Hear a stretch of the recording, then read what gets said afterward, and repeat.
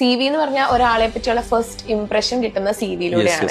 അപ്പൊ ഒരു UAE-ലേക്ക് ജോബ് നോക്കുന്ന ഒരാളുടെ ഐഡിയൽ CV എങ്ങനെയായിരിക്കണം? നിങ്ങൾ ഏത് ജോലിക്കാണ് അപ്ലൈ ചെയ്യുന്നത്, ആ ജോലിക്ക് അപ്ലൈ ചെയ്യുന്നതുമായി ബന്ധപ്പെട്ടുള്ള എല്ലാ എലിജിബിലിറ്റി നിങ്ങൾക്ക് ഉണ്ടോ, ആ എലിജിബിലിറ്റി നിങ്ങൾ എക്സ്പോസ് ചെയ്തിട്ടുണ്ടോ എന്നുള്ളതൊക്കെ നിങ്ങൾ ഉറപ്പുവരുത്തണം. അപ്പോൾ അക്കൗണ്ടന്റ് ആണ്, ഞാനൊരു MCOM കാരനാണ്, അപ്പോൾ നിങ്ങൾക്ക് നിങ്ങളുടെ ആ ഒരു ഫസ്റ്റ് സിനോപ്സിൽ എഴുതാൻ പറ്റും. അപ്പോൾ ആ എംപ്ലോയർക്ക് മനസ്സിലാവും, ഓക്കെ ഇയാൾക്ക് MCOM ക്വാളിഫിക്കേഷൻ ഉണ്ട്, ഞാൻ എന്തെങ്കിലും തരത്തിൽ ഇന്റേൺഷിപ്പ് ചെയ്തിട്ടുണ്ട്, ഞാൻ ഇങ്ങനെ UAE-ലുള്ള ഒരു ടാക്സ് കൺസൾട്ടിങ് ഫേമിൽ 3 മാസത്തെ ഇന്റേൺഷിപ്പ് കംപ്ലീറ്റ് ആയിട്ടുണ്ട്. അപ്പോൾ ആ എംപ്ലോയർക്ക് മനസ്സിലാവും ഇയാൾക്ക് എന്തോ തരത്തിലുള്ള ഒരു UAE എക്സ്പീരിയൻസ് ഉണ്ട്, അതായത് വെറും BCOM-കാരിൽ നിന്നും ഇയാൾക്കൊരു അഡീഷൻ വെയിറ്റേജ് ഇയാൾക്ക് ഉണ്ടെന്ന് എംപ്ലോയർക്ക് മനസ്സിലാൻ പറ്റും. പിന്നെ എന്താണോ എലിജിബിലിറ്റി ക്രൈറ്റീരിയ കൊടുത്തിട്ടുള്ളത് അത് മുഴുവൻ അയാൾ ഫുൾഫിൽ ചെയ്യണം. ചിലപ്പം HR ആയിരിക്കും ചിലപ്പോൾ CV നോക്കുന്നുണ്ടാവുക, അവരോട് പറയണം എനിക്കൊരു അക്കൗണ്ടന്റ് വേണം, MCOM, ബേസിക് ക്വാളിഫിക്കേഷൻ, ഇത്ര വർഷം എക്സ്പീരിയൻസ്, ഇത് മാത്രം നോക്കിയിട്ടായിരിക്കും സോർട്ട് ചെയ്യുക.